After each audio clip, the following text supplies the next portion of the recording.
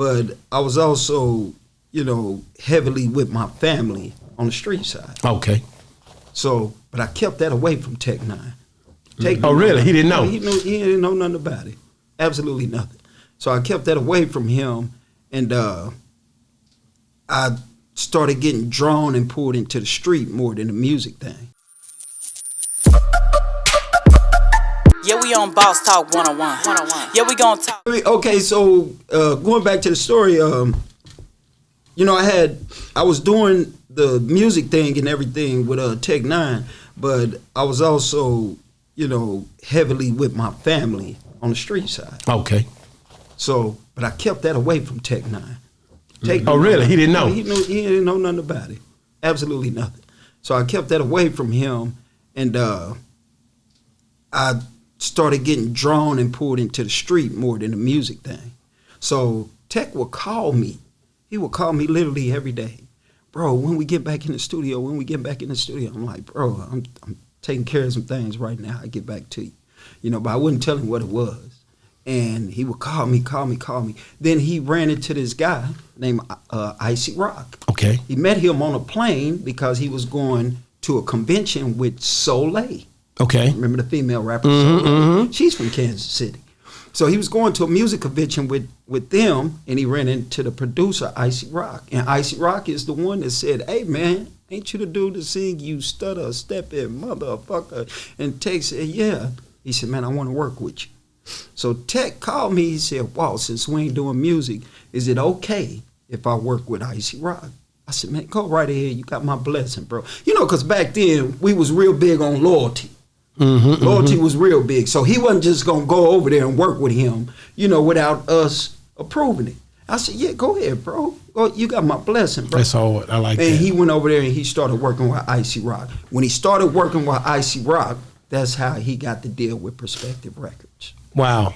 And so when you seen him go and he got the deal with Perspective Records and you start to see him go through these phases, you were proud of him, or because you were standing back.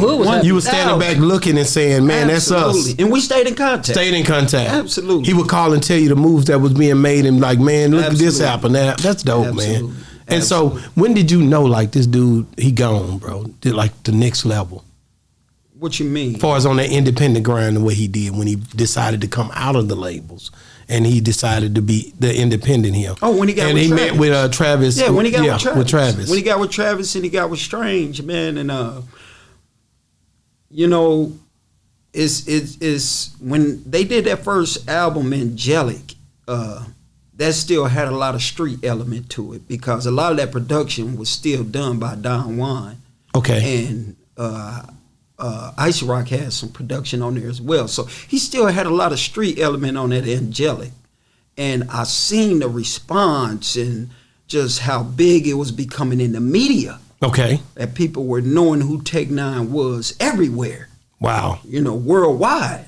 And I'm like, whoa, bro done took off. He's on a whole nother level.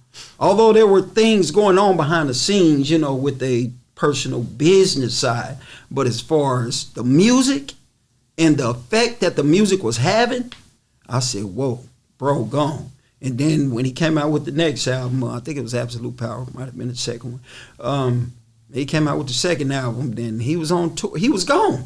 Wow. He was on tour.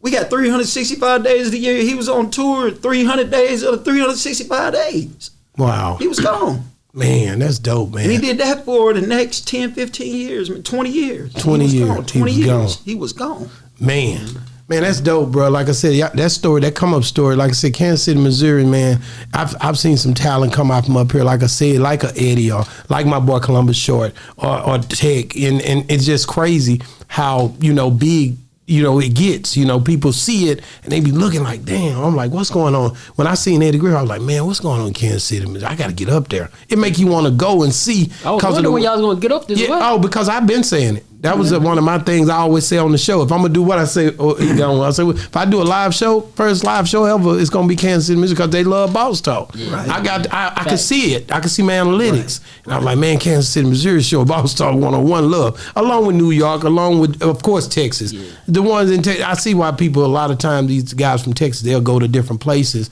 and because they, you know, to do interviews, the artists and stuff, because you'll take the place you from for granted, because a lot of those people, they see us all the time. Yeah, but we family, you know what I'm saying? So family, you don't expect them to get excited as much about you like everybody else. But Kansas City, Missouri show Boss Talk 101, a lot of love, man. So I want to tell y'all, thank y'all, man. I appreciate y'all, bro, for even coming over and doing the show. Man, is like I said, ever since we've been starting this process with N9ne and you making it so easy, big court, you know what I'm saying? Holding court, me and Court and you can't never forget about Big Court, because that's my guy, you know what I'm saying, from 43rd, aka Mr. 308. He from the trades. You heard what I said? They call him the trades. No, you heard what I said. 308. Mr. 308 around this whole, you know, Tech 9, 3. You niggas is hell up here.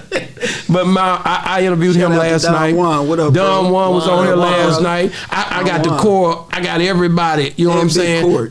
Big Court. Big Court. That's big bro. What's up? Come on, man. And I'm gonna continue to come up here. With the right people. You know what I mean? Because I'm gonna be real with you. I go to LA and Vegas twice a year, so I'm gonna be coming back through. You know, just trying to keep it to where people understand.